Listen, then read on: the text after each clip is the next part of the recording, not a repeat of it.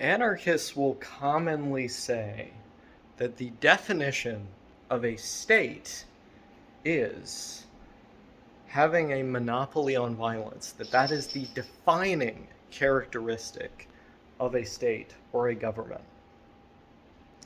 And to this I would say, to those anarchists, that we already live in anarchism if a prerequisite to anarchism is a state having a monopoly on violence.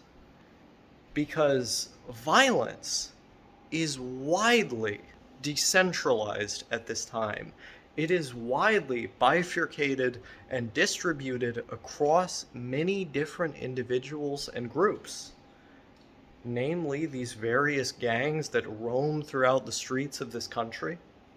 Namely, the individuals who commit individual acts of violence at things like schools, mosques, synagogues, and so on. The individuals who decide to rampage throughout the city against the small business owners and property owners who've worked their entire lives to make something of themselves. The people who randomly decide to stab you on the subway because they have not received adequate healthcare treatment or treatment for their addiction or housing and so on, due to the fact that the central government, in all of its lack of power, has failed them.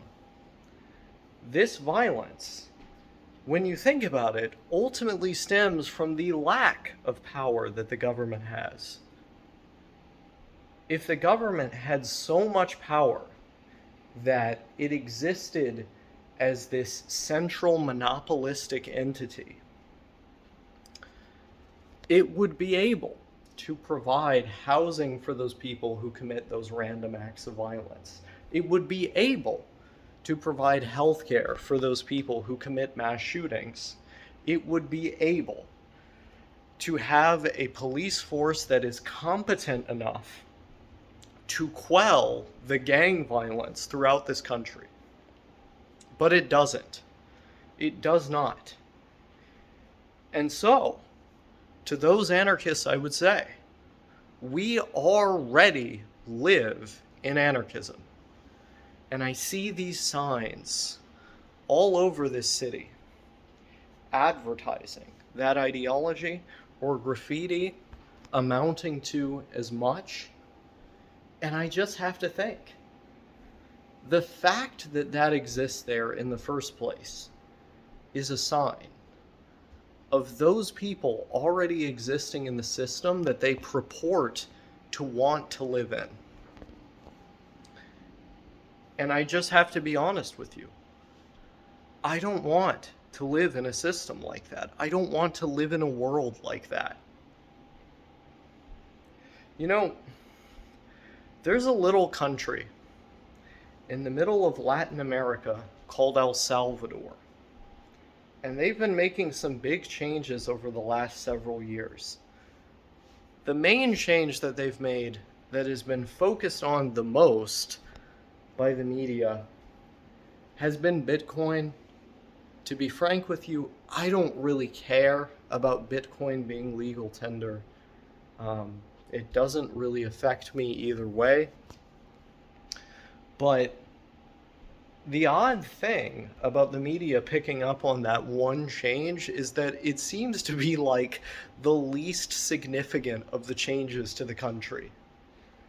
When you look at the amount of violence and homicides that existed in El Salvador prior to them essentially suspending the constitutional rights of their citizens to due process, engaging in arbitrary arrests that no doubt imprisoned many innocent people, but primarily imprisoned the ones who were not innocent,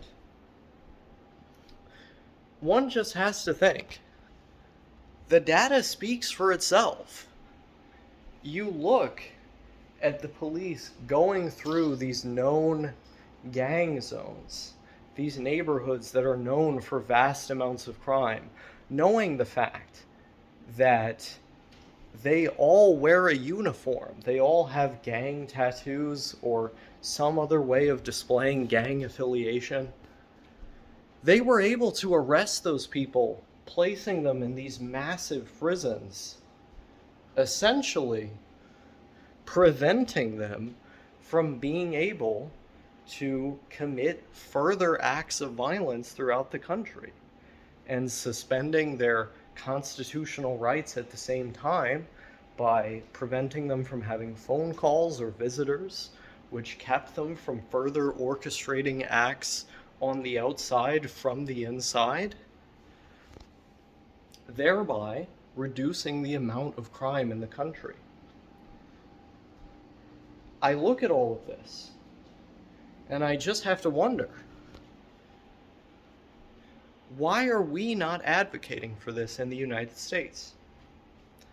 If we truly want a system that focuses on the rights, or rather the freedom of people who are innocent, people who are doing nothing wrong, people who simply want to live and have the best life for themselves, if we want to advance the rights of those people, should we not also advance the safety of those people by suspending rights more broadly in a way that is targeted primarily towards those who are doing wrong?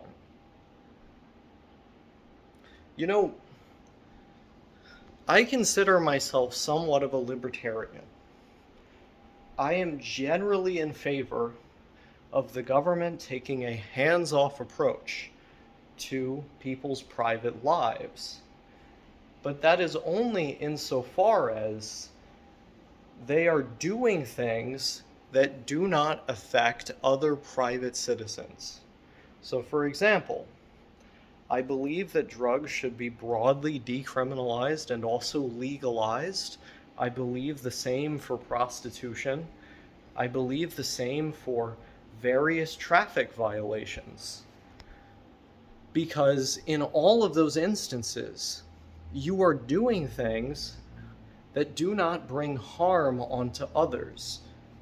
You are doing things that could potentially bring harm onto yourself, but if done responsibly, sex, drugs, and jaywalking are all things that will not bring harm onto others. And I think that's generally the point of law. The point of law is to legislate around activities that may potentially bring harm onto others.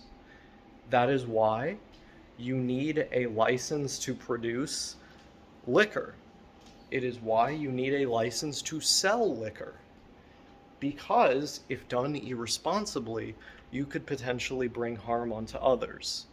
You, however, do not need a license to buy liquor, because at worst, you could bring harm onto yourself, which would essentially be your own choice.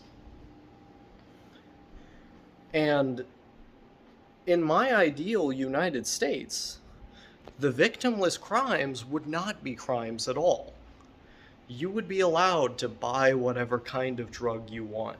You would be allowed to participate in safe, regulated prostitution like they have in the state of Nevada and has continued to work, continued to reduce the spread of sexually transmitted diseases throughout the state. You'd be able to do those things, and it would not bring harm onto others. At worst, it would bring harm onto yourself. But that is, again, your own choice. However, in this hypothetical United States, where my policy goals could be implemented, the freedom of these individuals who are not breaking the law would be further cemented by having a strong police force who is allowed to patrol the streets and go into these neighborhoods that have people who are wearing the gang signs on their body and have them arrested. I don't think we need to choose one or the other. A lot of people will simultaneously advocate for expanding civil liberties for the individual at the same time that they will advocate for making the job of law enforcement more difficult. But the moment that I cease to have a problem with law enforcement is the moment that law enforcement stops trying to put people behind bars for decisions that do not affect anyone but themselves, do not put anyone in danger but themselves. Perhaps someone drinks a lot and commits an assault, but the thing that they should be prosecuted for is the assault, not the drinking. And this is the logic that I apply to all of these other victimless crimes, such as drug use, such as prostitution, or perhaps someone could assault a prostitute, but what they should be going to jail for is the assault, and so on. In that type of country, I see absolutely no problem with an relatively unrestrained police force that is supercharged with equipment, weapons, and power that can go throughout these neighborhoods that are committing the crimes, that are committing the violence, and put these people behind bars. There is absolutely no reason these people should coexist with the rest of civil society. They have already decided that they are categorically against living in civil society. And I'm not saying that they can't be rehabilitated from that.